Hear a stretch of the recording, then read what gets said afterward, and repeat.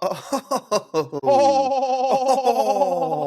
oh, oh, oh. oh, oh, oh. The card attendant confession studio. We are back. We are still here. We're back. They're back. I found my way back into the studio. I feel like I passed out drunk last time naked and wandered around, and then they let me back in. Oh my goodness. It is here. I am in here. Welcome back. Yes. Yes, Episode welcome 3. back. Now, I meant to say this in episode 2. Card attendant confessions. Episode 2. Why did I do that? You know who I'm referencing. Yes, the old Yankee announcer. Now batting, number 2, Derek Jeter. Number 2. Number 2. And I botched it here, and I botched it last week by not even mentioning it. I did get it on our Twitter, but you live and you learn, and Right. we're going to learn on the fly here. And So I the have 2 proved people that one get thing. that reference, you're welcome. I have proved one thing in our 2 episodes, and that is I am not good at this. You know what? We're learning on the fly here, and I have a good feeling about today's episode, just sound quality alone. I think it's going to work. I was going to address that, but we'll accept Go it. ahead, yeah. Sound quality's getting better. We are learning, and just 2 AI guys learning on the fly here, guys. Learning what with our can machines. 2 guys do? Ooh, yes. And as we get better, we will address fan sentiment. There's been questions, concerns, and comments through the 2 weeks. And guys, we're trying over here. We're going to get better, okay? Get off our backs. We're just riffing and ranting over here. We know people don't know who Matt Stairs is.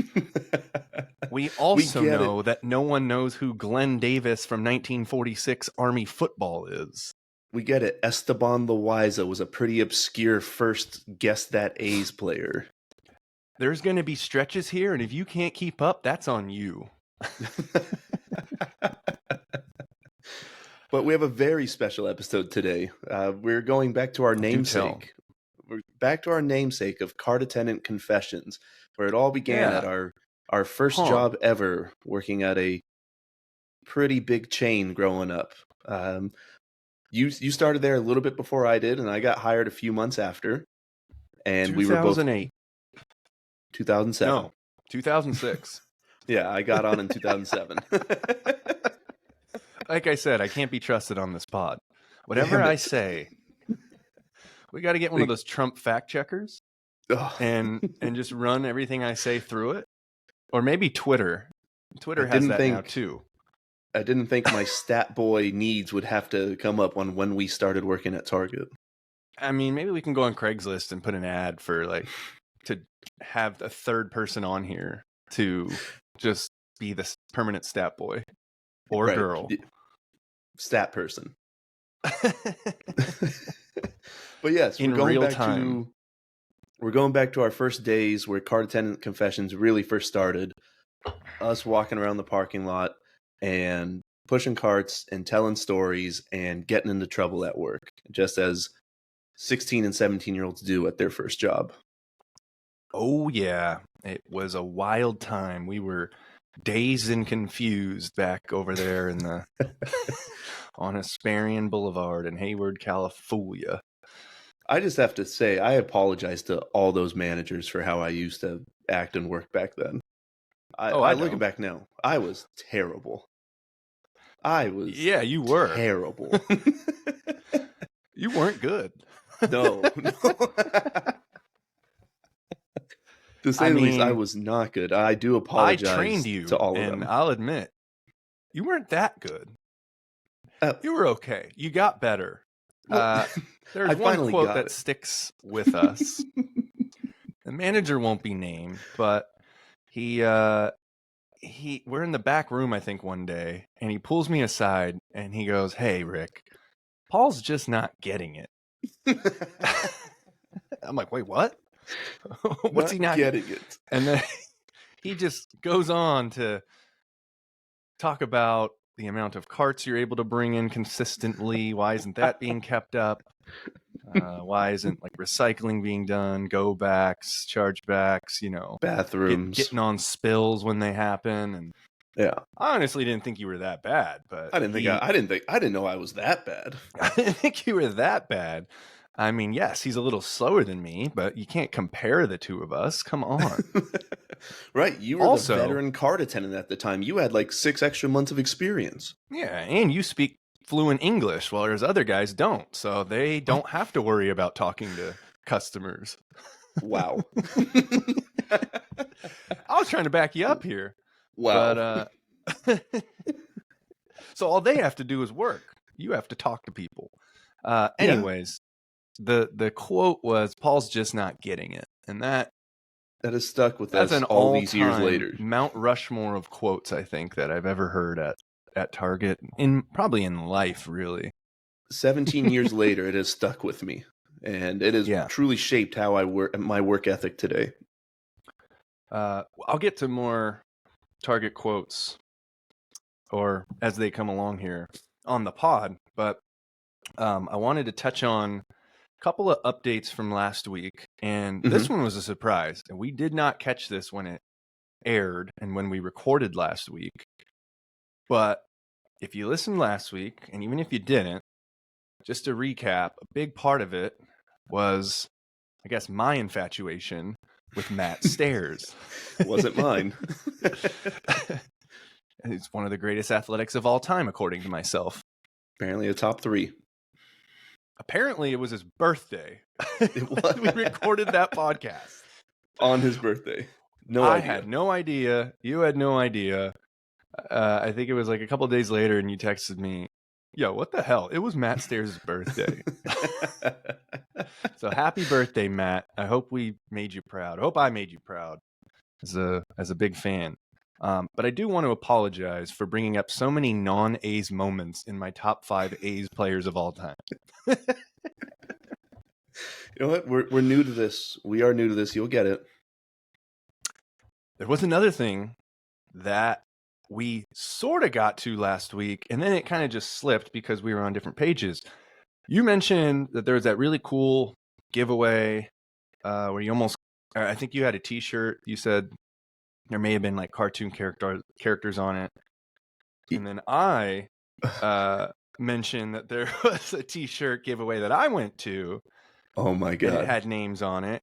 And then for a second, we were like, were we at the same game? We're like, nah, couldn't be. So then we go back, and I think it was over the weekend. I'm like on my phone looking at, I looked it up. I wanted to find what the shirt looked like. And I found it online.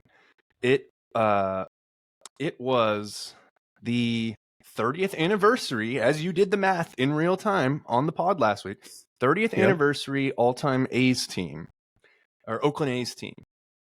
And last week you surprised us all with the authentic Army jersey that was originally brought up. No. So I thought I'd keep it rolling. No. I hopped on eBay. And I got it. Oh my God. That is Ladies glorious. And gentlemen, we got them. The Oakland A's 30th anniversary Dream Team authentic giveaway sponsored by Lucky and Keebler and the Oakland Tribune. Wow. This is in mint condition. Take a look at the back here. You might want to read off some of these names. Yeah, let's see this. Oh my God, I see Dave Parker, I see Vida, I see Gene Tennis, Joe Rudy. Oh, Campy Campaneris on there. Dude, Big Mac. It is signed. It is signed. That like Campy Campaneris? I didn't know this. So, backstory here. Hold on. I just found this out like 5 minutes ago when I opened the package because I was waiting for this shit to get here. So I hop online and I search for the shirt.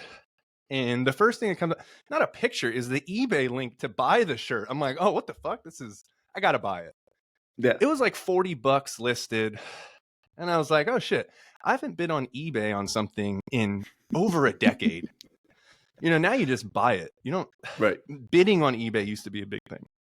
So it was listed as 40 buy now. I'm like, eh. So I put in a $29.99 offer. There you go. Yeah. And a couple minutes later, I get a counter offer. The seller wants $34 for it. Okay. So I'm like, okay. And like, let's play some ball here. If he could already cut $5 off the price, I think we could work on this here. So I counter that with 32. Oh my God. And then he counters back with 33. Don't tell me you countered with 32.50. I gave in. I finally. Okay.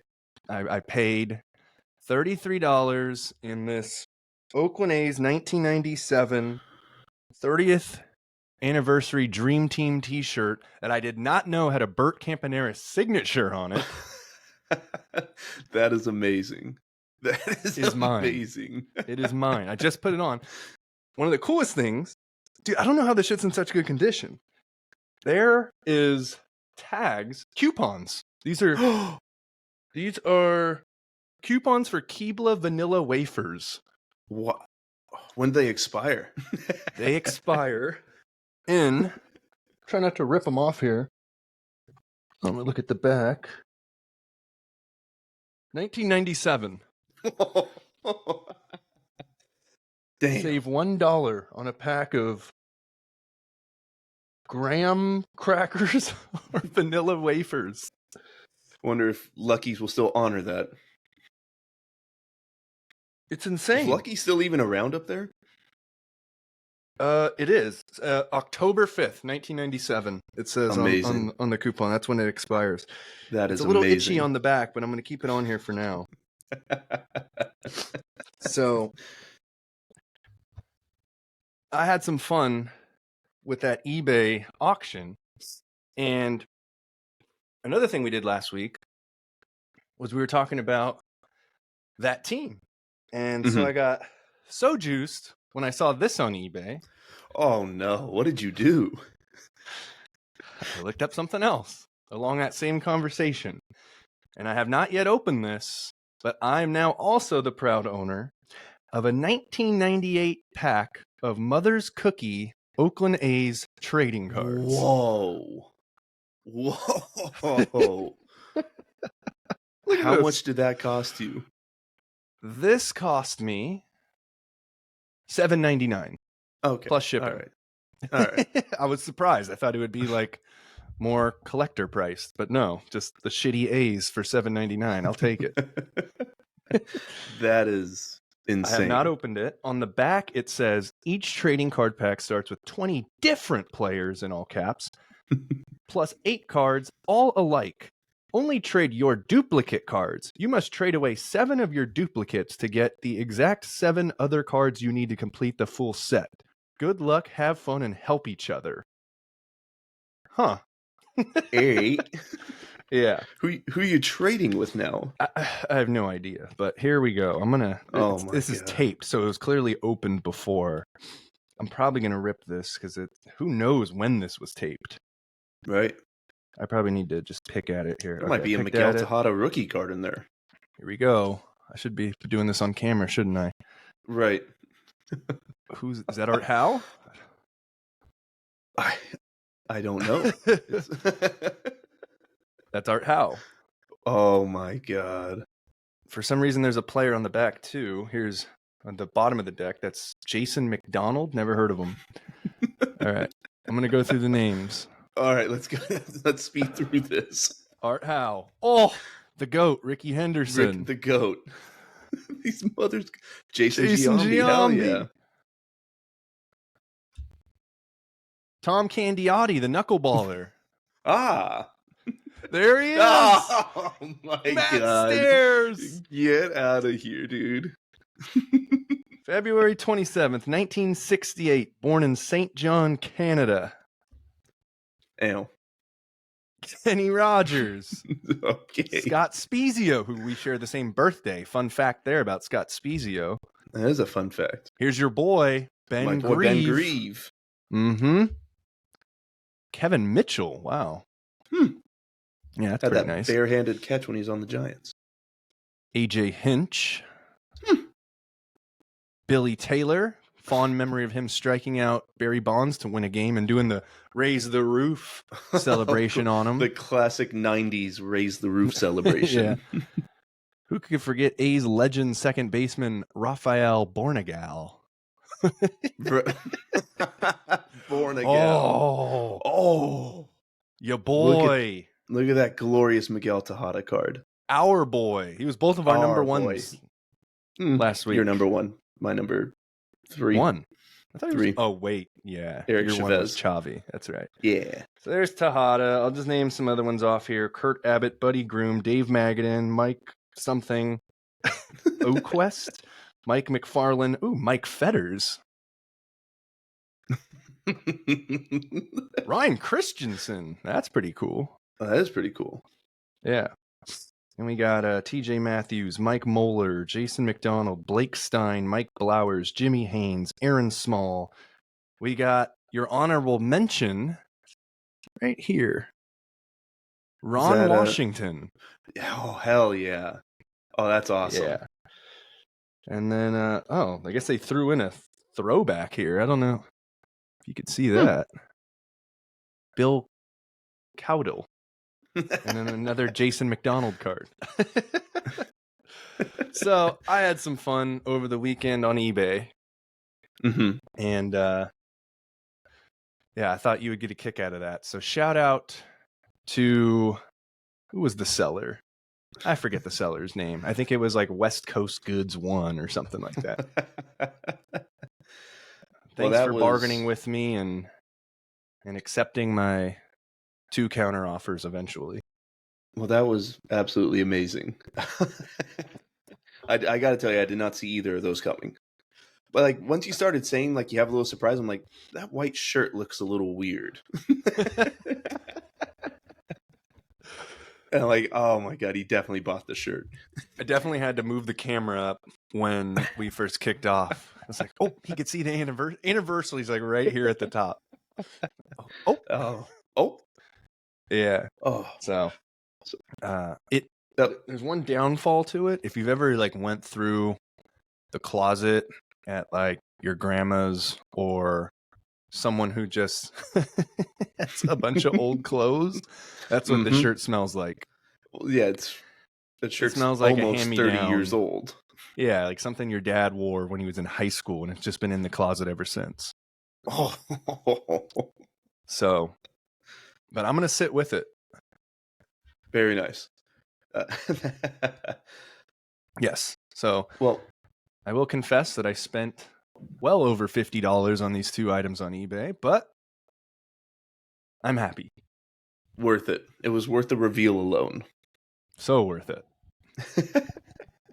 I knew you'd appreciate that. I definitely appreciate it. Our listeners are actually going to have to watch our YouTube video to get the full enjoyment of the first 17 minutes of this pod.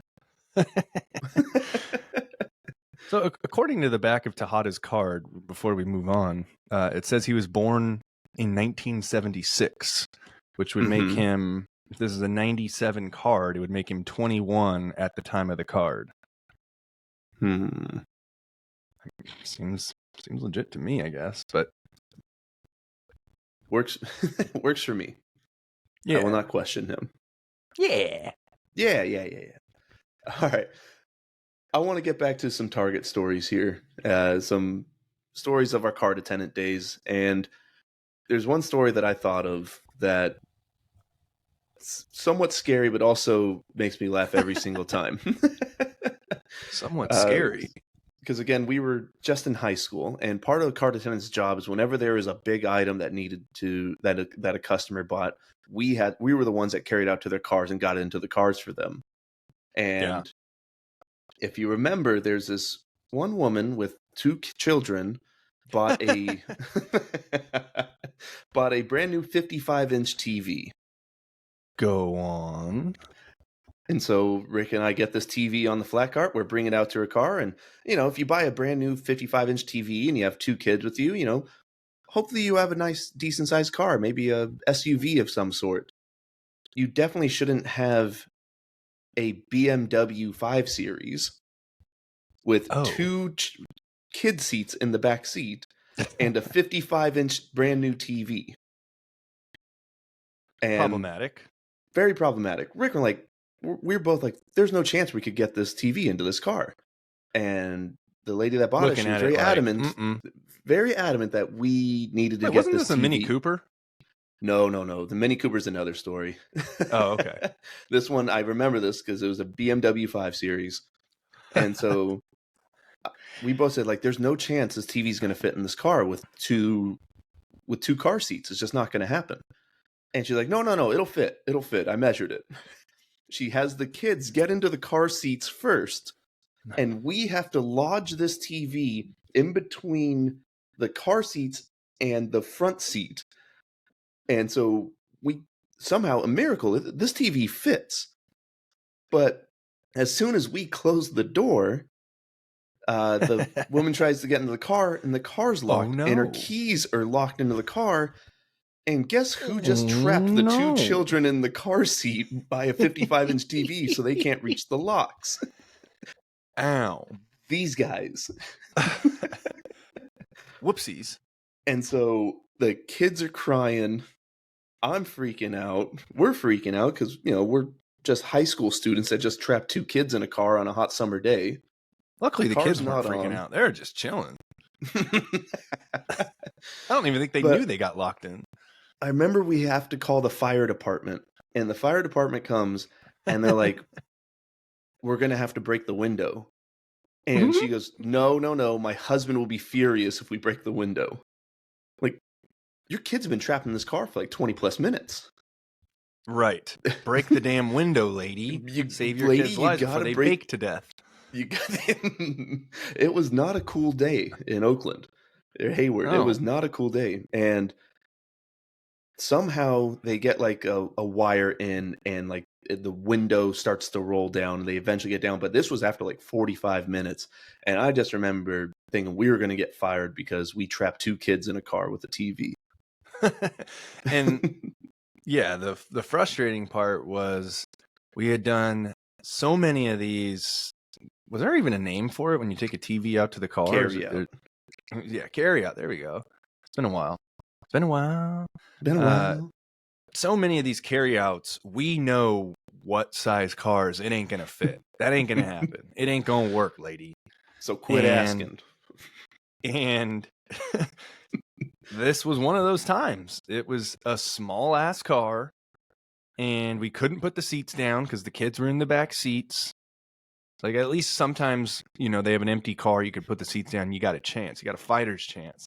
We did not have a chance. So we had to, like, force that shit in there. And as you're going and it's not working, you're pissed. So you're just trying to, you don't even give a fuck anymore. You're going to push that shit in there and slam that door shut. Yeah. But that's the best part, when you slam it shut and it's like, all right, this is your problem now, lady. And you walk away. We're good. Yeah, I'm good. I got it. I'm good. You dust your hands and you walk off. Not this time.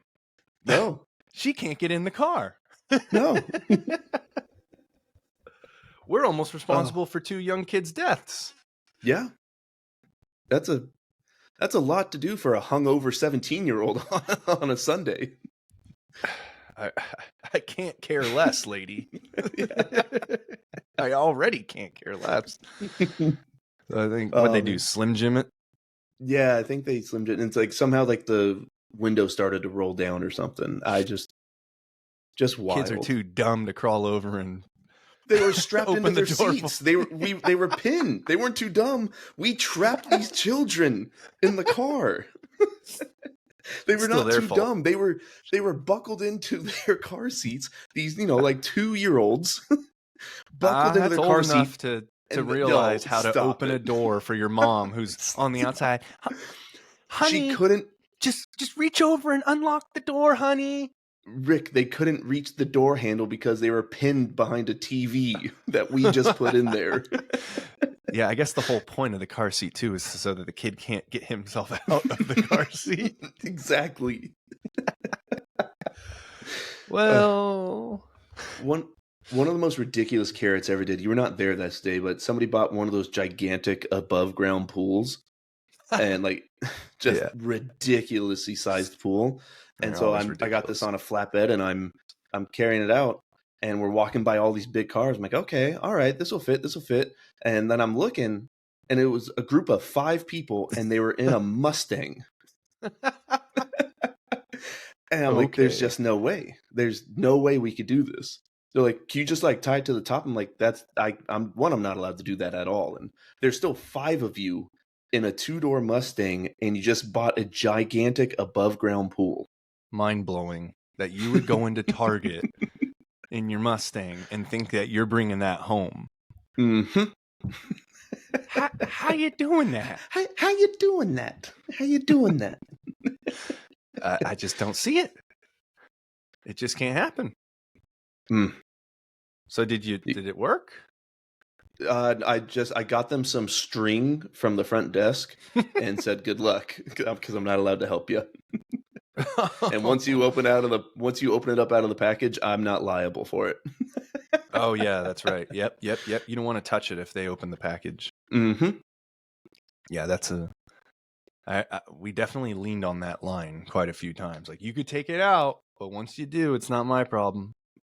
Or my favorite was when we did like a carry out for somebody. They try to give you like $1 or $2 for a tip, and you have to go through the spiel of, sorry, I'm not allowed to take it. And they're always like, okay, I'll just leave it in the cart for you. I'll drop it in the cart. And this one time, we'll find it. This old man had like a $5 bill, and I was like, oh, sorry, I'm not allowed to accept tips. He goes, okay, and just puts it back in his pocket. I'm like, no. Yeah, that's almost my hourly rate. Looking back, it was. What was it? It started at 7. I started at 7. 750. Did you ever get to 750? I made it to 750, asshole. Okay. I made it to 8. I was there after you. Right. But there was a moment in time where I think I got like a 50-cent raise, and you got 8. 8 cent. 8 cent. That's probably because you just weren't getting it. You were giving people string so that they could strap in their above ground pool to get home. Before I go into another story, you got any fan favorite stories from Target? Yeah, I guess the carryouts. I mean, there's many of those, but yeah, one that trapping the kids in the car was the first one I thought of. So I'm glad you said that one. That's an all-timer right there. That one sticks with you. It really does. So kind of like going back to like how the pod started, and it's like walking around the parking lot, shooting the shit. We're talking about mostly like college football and stuff. And I just remember when big games were on, SEC championship game is like right there in my mind. You know, I'm starting at 8 a.m. You're starting at 11 a.m. That SEC title game's coming up pretty darn soon. Yeah. How the hell are we going to watch it? This is before we had streaming on our phones. You couldn't just pull up games in the parking lot and watch it.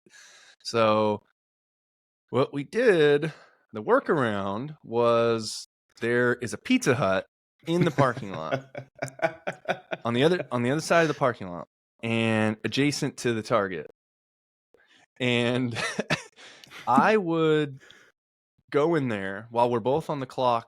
The best part about getting carts is you're already in the parking lot. Your job is to walk around, and you're outside of the store. So we could take the liberties to, maybe wander into Pizza Hut and place an order while I'm on the clock.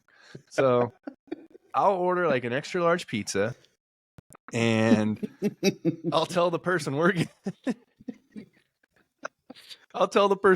there, hey man, I'm just going to step out for a little bit. Would you mind just putting the pizza at this table over here? I'll be right back. And so I go back to work with you, and we're bringing in carts. And then I'll go back, and this will be vice versa. Like, we kind of take turns doing this, but this was the play. This is the game plan. Is you order the pizza, you go back to work, you bring in some carts, you try to load up the front corral in the store where all the carts are as much as you can. Get it stocked up as much as you can because you're about to disappear for a little bit. So you're not going to be around for a while. Then I take lunch, and then you'll take maybe a 15, or you're just quote unquote on the clock working. Yeah, I'm out in the parking lot getting carts. Yeah, you're out in the parking lot getting carts. Hopefully there's no like spills or throw up or anything to go clean up. Right. And you will also sneak over to Pizza Hut while I'm over there. Turn up the walkie-talkie real loud just in case they call you. Because you got to get on it, yeah. And then we hop in a booth in Pizza Hut. Our pizza's waiting for us because they know. And we got the SEC title game on the TV right there. Yeah. And what do you know? You're getting paid to watch the SEC title game. And eat pizza at the Hut. While carts are disappearing in the store as we speak. At an alarmingly fast rate because it's always the weekend. Tremendous clip. Oh, they are just boom, boom. This is a weekend too. This is a Saturday afternoon. We take the electronic thing called the QuickCart, the thing that has a little remote control, and you load up all the carts on it, and we would park it by the Pizza Hut, go in and order, go do a round of carts, then bring it back to Pizza Hut, go in there, have a few slices, and then do another round. And the key is to get hella cool with the Pizza Hut workers. And we definitely were. The turnover there was a little rough, but they were still all cool with us for the most part. There were some characters, but yeah, we worked it. Yep. This is going to contradict what you just said about the workers because I have two very great stories about how terrible the workers were at the Hut. How equally bad I was at Target those days. Remember one night we went there and we had like pizza and wings and we didn't really eat that much of the pizza. So we got like a box to go. And the girl that was working there brought out a personal size box, even though we only had like a slice each of a large pizza. And I was like, oh, is there any way you get like a bigger box? She's like, no, they'll fit. And she grabs our pizza with her bare hands and starts placing it strategically and stacking it on top of each other and closes the personalized box closed for us. Why are you touching my food like that? No, you just handled money. I got it. Yeah, don't worry about it. Well, I never said that they were good at their job. I said that they were just cool with us.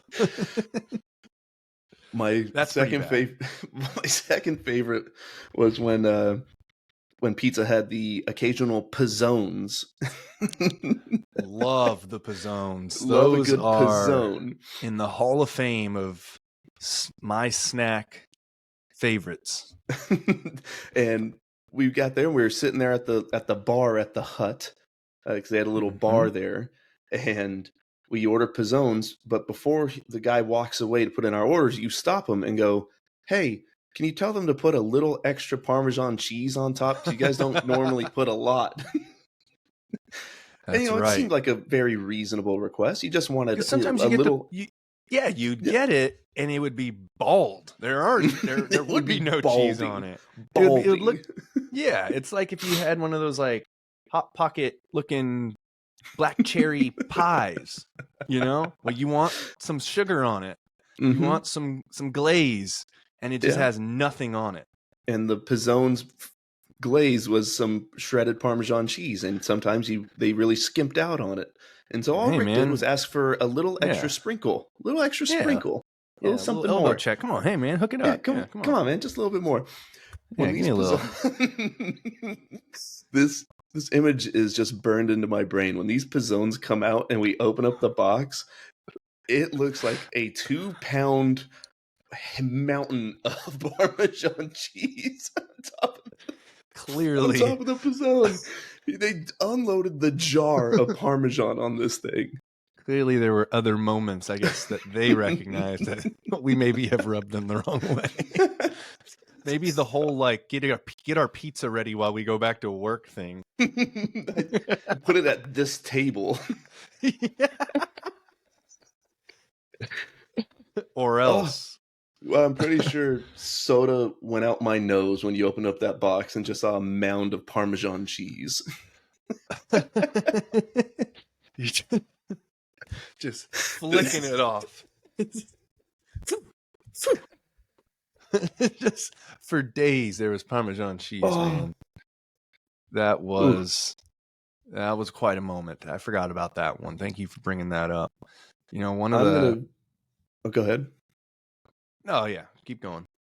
Oh, I was gonna say I'm gonna say a name here, and I want to know how much of the story you remember of this. Seagull Retrieval Team. I was hoping you would bring that up.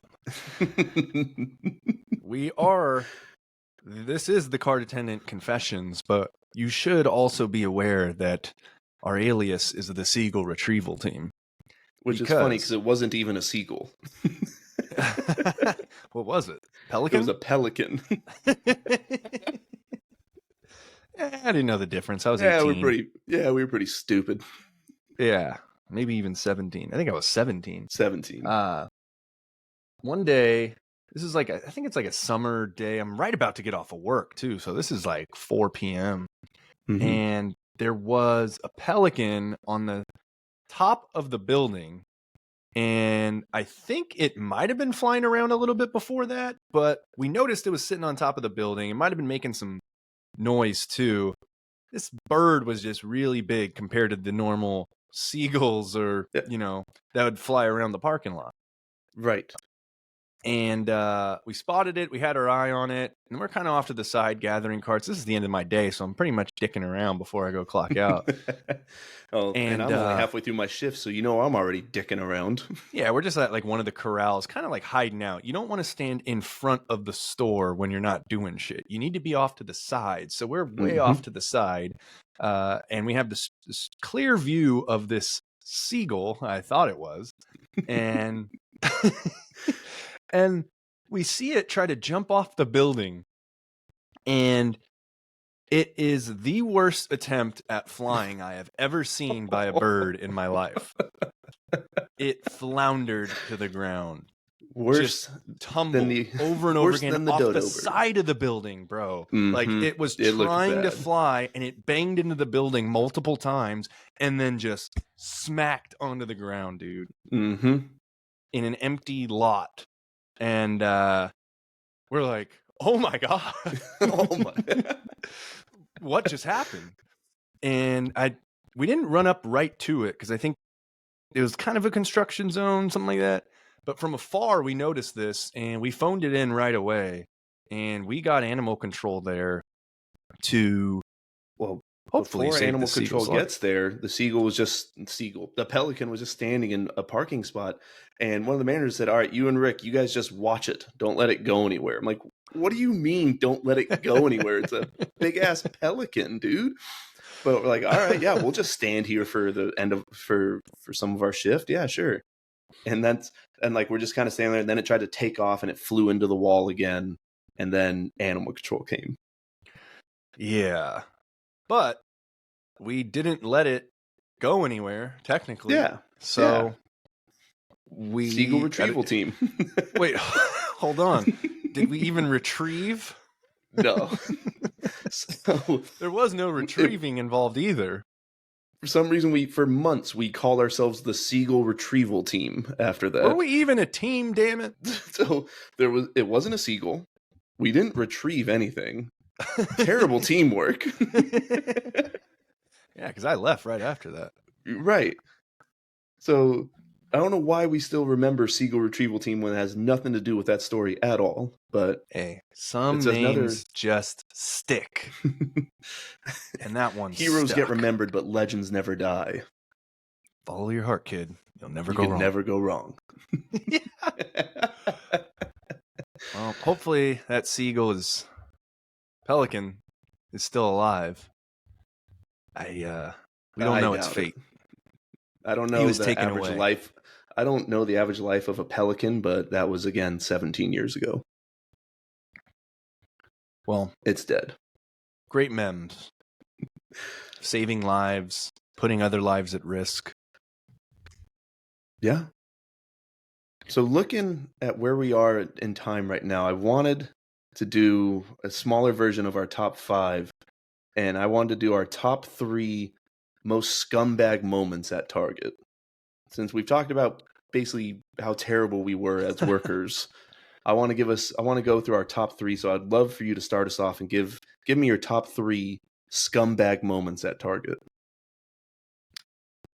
I thought I was a pretty good worker, so I don't have a whole lot of scumbag moments. The last 40 minutes beg to differ. Well, that was one of them. Actually, that was 2 of them. I have. If I had to think of it, I would say trapping a kid in a car and ordering Pizza Hut and eating and watching the SEC title game while I'm supposed to be working is also a scumbag moment. But it's more of a scumbag procedure that I used to perfect. And you talked about being a hungover 16-year-old or 17-year-old. Yeah. Especially when you work the 8 o'clock shift every in the morning, Saturday and Sunday. Every Saturday and Sunday. So I'm coming in my 89 Ford Escort. And I don't even know if I'm showing up. I don't even know if I drank coffee then. So I just got a fucking hangover and I'm sitting in my car waiting to start the shift. When you're a card attendant, you have access to the custodial closet. And in there, you just store, garbage bags. You got the custodial cart that has all the cleaning supplies and things like that. They also store wheelchairs in there. So the hack was, I go in and I clock in the break room. So now I'm on the clock. I walk back.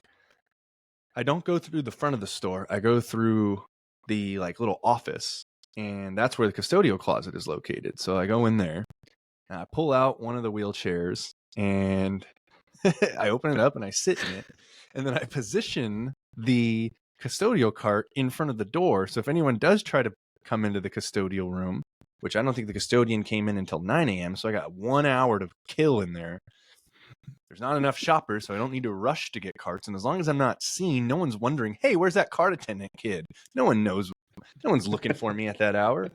So it helps if you bring in some McDonald's or something, but I'll get to that in a moment. So I usually would just sleep in the room in the custodial closet for an hour. The only scary thing was there were steps in the custodial closet from another door that went up to I think electrical or something. So if anyone needed to get up there and do electrical or go on the roof, they would open that door. But very, very rarely would they do that. So I'd have to be on my, I could take a nap, but I'd have to be on my tippy toes. If I heard anything, I'd just pounce right up. I would have cleaning supplies in one hand and a garbage bag in the other. And I just start making a bunch of noise and make it look like I was doing something in there. And then that's great. But that was the clutch part, is if they try to open the door bangs into the custodial cart and they can't get in until I get up out of the chair and move it.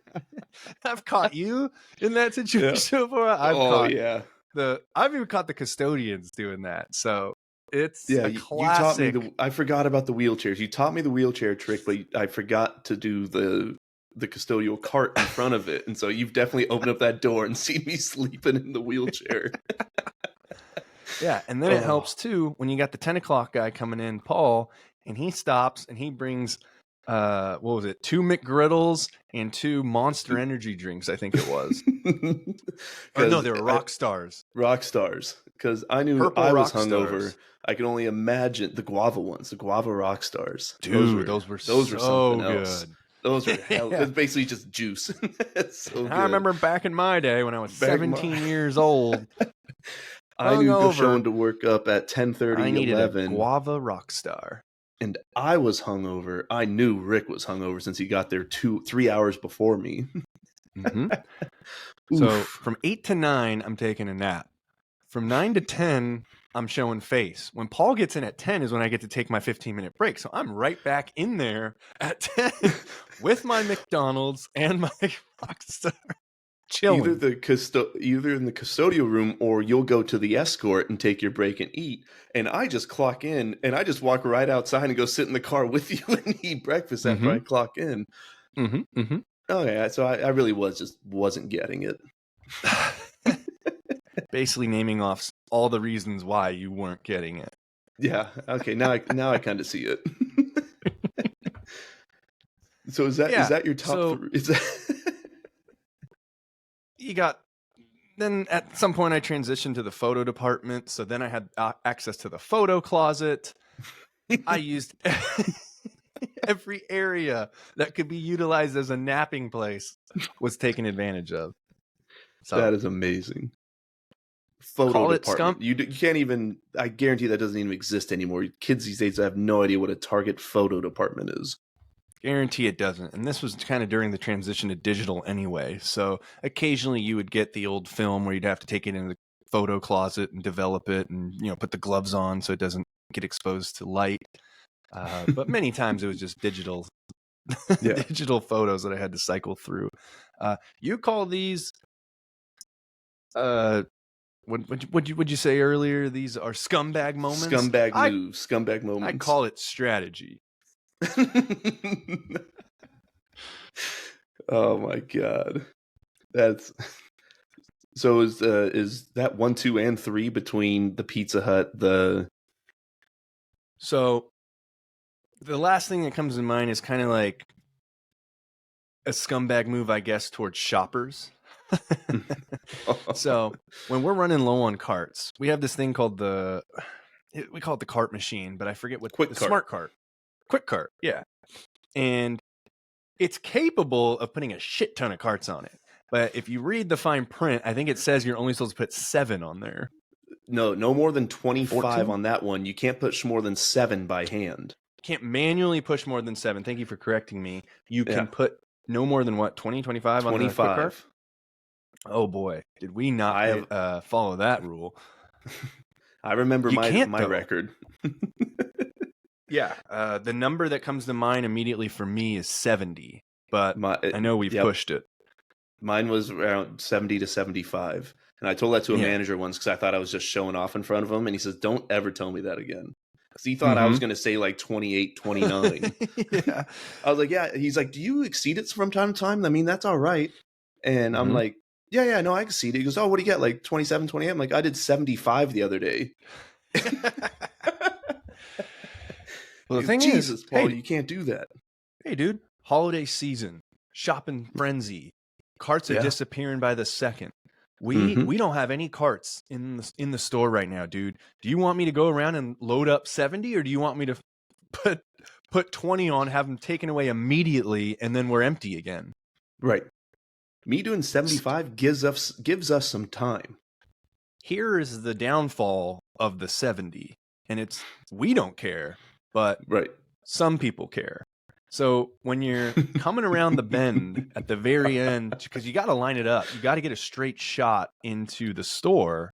Correct. You're rocking 70 on that QuickCart, but you're piling up as you go. You got to stop it intermittently to, grab a couple here, grab a couple there. Well, that is 50 to 70 carts that are just stopped, blocking a number of cars. An entire lane of parked cars. Yeah, a whole aisle of cars. Yes. So you kind of keep an eye on it, but every now and then you're going to get someone looking at you crazy like, "Yo, I'm trying to back out." And I'm like, "I'm sorry, man. I got to get these carts in. I'm doing my best." So there's your scumbag moment. I'm a scumbag in their eyes because I'm blocking them from getting out, but I need to get as many carts as I can. I'm going to do it fast, but I'm busting my ass here. I need to get all these carts in because I was too busy dicking around earlier and not keeping up with them. So now I have to do 75 instead of 3 different trips of 25 over that certain time period. We were feeding ourselves. We needed the energy to get through the day. We were just loading up. So they don't need to know that. All right, I have a quick 3. One of them is going to be a repeat of earlier, but my number 3 scumbag move is when we went to the backroom refrigerator and would eat Lunchables, and we would just open up Lunchables and eat them back there.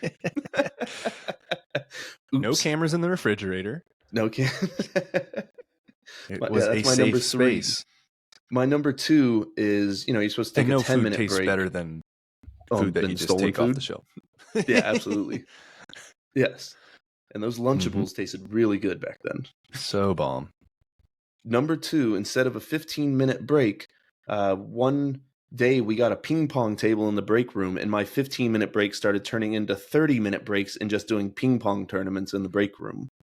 And you were, I remember, one of you probably logged the most time playing, and you were also one of the most competitive in the store, the entire store. Like, you were on that ping pong table quite a bit in some tournaments. So oh yeah, I mean, you were good, but you probably spent more time playing ping pong than actually working. That is very true. So there was this one time I took 35 plus minutes on a 15-minute break playing ping pong, and I get called on the radio, and it was one of the managers we both really liked, and I went out there, and he goes, "Paul, where were you?" And I tried to do the spiel, and so like I knew I couldn't come out like the normal way from the back room. I had to walk around, so he didn't think I just came from the break room. So I had to take a different route, so he wouldn't think that. And so he asked, "Paul, where were you?" I was like, "Oh, I was getting something from the." He goes, "Come on, man, come on." Oh, I'm like, "All right, man, my bad. I'm sorry." Oh, caught you in a lie. Ouch. Yeah, because he knew exactly where I was and what I was doing. Yeah, he was also one of the really good players too. I think I know who you're talking about. Mm-hmm. Yeah, they were invested. Yeah. Mm-hmm. He was definitely one of the better players. Yeah, for sure. And my number one was disappearing for hours at a time to the hut and eating while on the clock. But those are just some of the scumbag moves at Target. And I'm glad we were able to do a deeper dive. Yeah. The ping pong table was a gift, though, from them to us. I think it was a leftover or a go back, like from a someone who returned box or something. Yeah, yeah. And then, hey, management decided to give us a present that holiday season, and they said, "Hey, you can have a ping pong table. We'll put it in the break room." And it was like the room where we're supposed to host all of like the orientations and training videos. Mm-hmm. Fuck that! We're putting a ping pong table in here. And I abused that privilege. Oh yeah. Very much so. Well, I have an honorable mention. Go for it. Because it's not necessarily while I worked at Target, but you still worked there. And this is how this was even possible. So by the end of, my tenure was over, and this is near the end of yours. I think you stopped really giving a fuck. And if I ever gave one to begin. Yeah. And I think they were pissing you off, and they had already pissed me off. So we thought we might get back a little bit. And this is kind of like the, acting stupid, getting drunk with my best friends. We'd probably go get like a couple of like 32 Miller High Lifes, 32 ounces, and chug those. We get a couple of our other buddies, and this is just like a dazed and confused moment.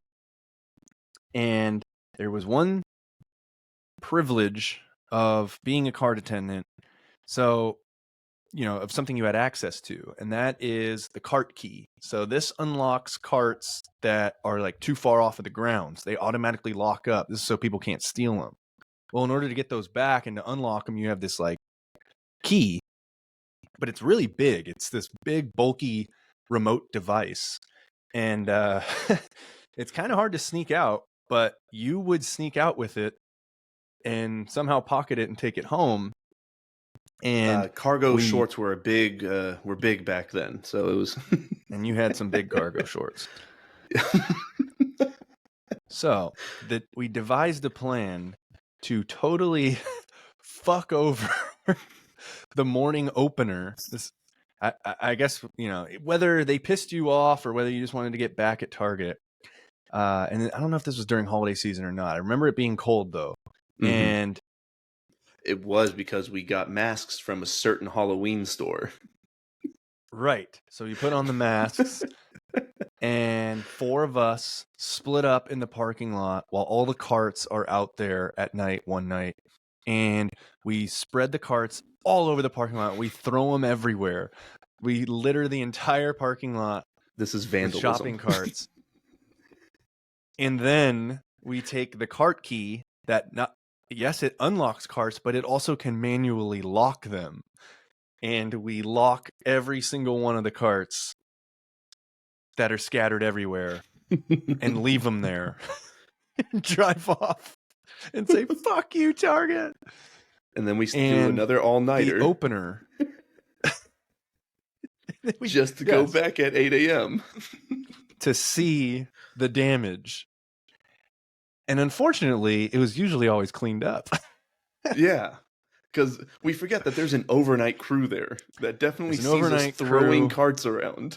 Coming into work at like 2 a.m., 3 a.m., 4 a.m., and they see all the carts across the parking lot, and they tell somebody, and I guess there must be another key somewhere. So someone, though, who it fucks over is the overnight crew guy who probably works in the back room, who has to come out and do this and put them all away. Well, sorry, man. Sorry. You're just caught in the crossfire. This wasn't intended for you. No. But boy, was that fun. Oh, yes, it was. Before we get into final confessions, Rick, I need you to guess that A's player. Oh, yeah. I am 2 for 2? No, 1 for 2. You did not get Esteban. Oh, I guess you got Esteban Loaiza on the giveaway hint. I did get Esteban Loaiza. All right. Play that shit back. Go for it. And then last week was Grant Balfour. Yes. All right, cool. I'm going to go with a position player just to kick us off. And I'm going to go with the late Jeremy Giambi. R.I.P., but no. Your initial thought is correct. It is a position player. Okay. I guess that's my hint. That is your hint. We talked a lot about T. Long, I think, the other day, so I don't think it's him. I'm going to go with an A's outfielder, Seth Smith from the 2012 team. It is not Seth Smith. I am not a Seth Smith guy. I will probably never have Seth Smith on this segment. And that is why I guessed that, because I thought you were going to try to, trip me up there thinking I wouldn't guess that, because I know you're not a Seth Smith guy. But I will remind you, epic double. And by the way, while we're at it, actually no, because this could be the guy, so I'm not going to say it. I'll circle back. But yeah, Seth Smith, epic double in the playoffs. Okay. This player spent time with the A's from 2010 to 2014. Josh Donaldson. Happy retirement to the 13-year pro, Josh Donaldson. Hell yeah, the bringer of rain. Josh Happy Donaldson. Retirement. Fun fact, was drafted by the Chicago Cubs. He came as a catcher. He came to Oakland as part of the Rich Harden deal. The Rich Harden deal got us Josh Donaldson. Josh Donaldson was a one-time All-Star for the A's after he switched to third base, was a fan favorite, played great defense at third base, and was then part of one of the worst trades in Oakland A's history. Boy, was he. In the offseason of 2014 going into 2015, Josh Donaldson was traded to the Toronto Blue Jays for Kendall Graveman, Brett Lowry, Sean Nolan, who never made it to the pros, exactly, and top 100 prospect at the time, Franklin Barreto. I can't believe Franklin Barreto was a top 100 prospect. And now, for years, we were like, all right, this is the year. This is the last leg of the Donaldson trade. This has to work. And he does get called up, I think, pre-deadline one year. And I remember him hitting a home run, I think, in Chicago. Yep. Yeah. He hit a home run in Chicago. And we thought that was going to be the start of it. And that was like the last time he ever did something. Because was the only that home run was sandwiched in between back-to-back home runs with players. And we're like, oh, yeah, this is perfect. It's finally going to work. The year Donaldson is traded from the A's to Toronto, he goes on to win AL MVP. Yeah. The A's still had 3 years of control on Donaldson at the time. 3 years of control for Donaldson, and we gave it up for spare parts. So they were trying to combat what happens when you hold on the guy for too long, when everyone knows you're going to trade him, so they're not going to be willing to give up enough stuff. So they tried to give up on him or trade him early so that they can get a haul. And they went quantity over quality. They went for the 4 prospects with 100 instead of like 2 top 100 prospects. So Donaldson goes, he wins the MVP. Was he on that team too when Bautista hit that epic walk-off in Toronto? I believe might have been so. Right before he got there, maybe but right before, it was around maybe that time. The year before, but the he was Blue on Jays those were playoff Toronto teams. Edwin Encarnacion. Yeah. Yeah, they had some studs. You're welcome. And you're welcome. What are we doing? Why? What are we doing?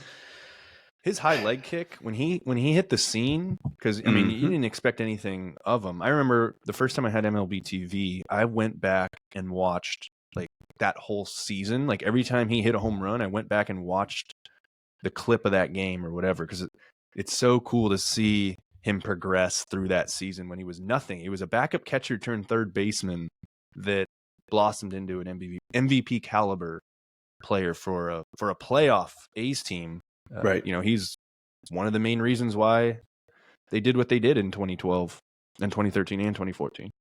Yeah. I remember that Donaldson trade when they traded him away. That was the moment my dad said he was no longer a fan. That trade killed my dad's fandom. Wow.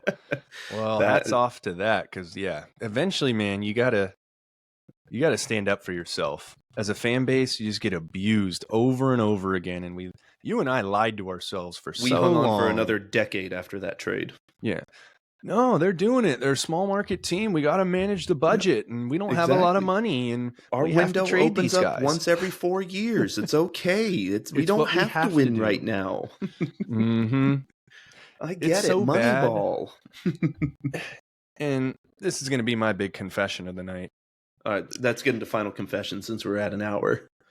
My final confession is that my senior year of college, I put together a PR packet.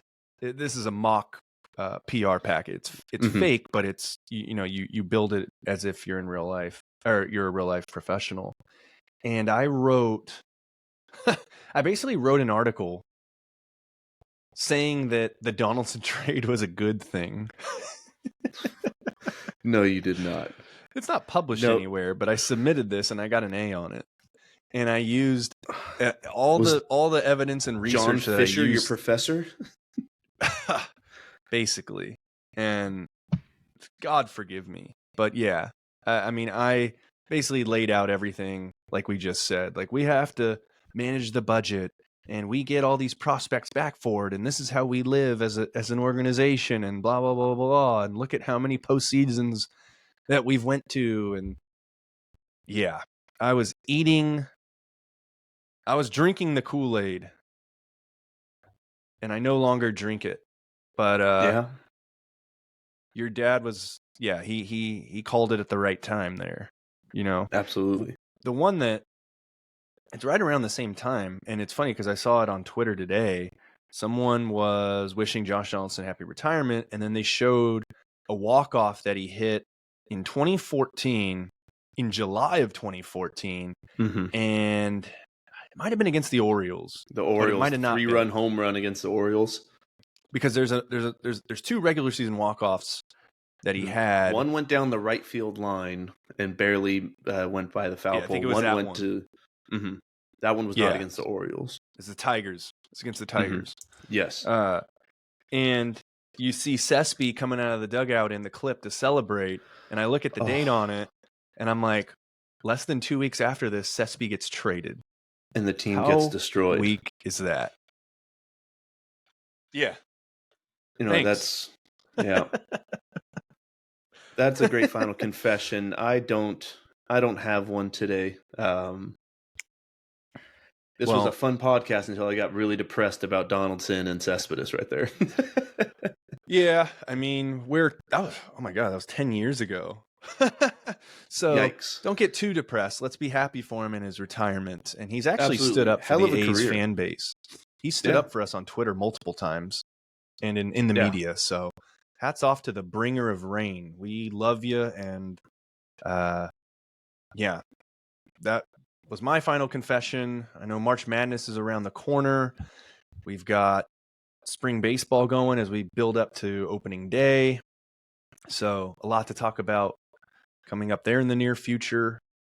And yeah, those are our parting takes.